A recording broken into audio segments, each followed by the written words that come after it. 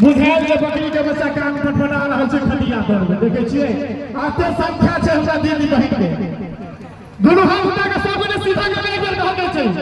कि झूठी दुनिया से मन को हटाले आहू के गाय छी दुनू हाथ उठा के सब के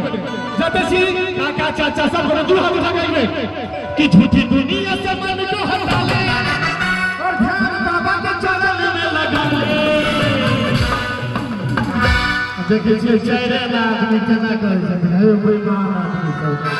अरे दुनू हाथ उठा के सीधा ताली के साथ के नसीब तेरा जाग जाएगा नसीब तेरा जाग जाएगा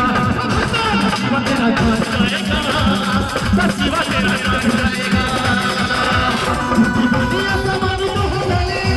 बाबा के चरण में लगा ले कहा के चाहिए कि आज की रात इस गांव की सारी काली मुर्गियां उजली हो जाए बाबा गणपति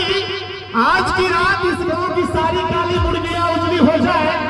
और जो तेरे दरबार में बजाएगा ताली उसके हाथों में बरसाती खुजली हो जाए देख जगह बरसाती खुजली नहीं करोगे तुम हाथ उठा देंगे पूरा पूरा सीधा करो देखियो हम वहां दरबार में आयल छी जागल छी तै के फल भेटबाक चाही नहीं तो मेहनत करबे तखने ने फल भेटतै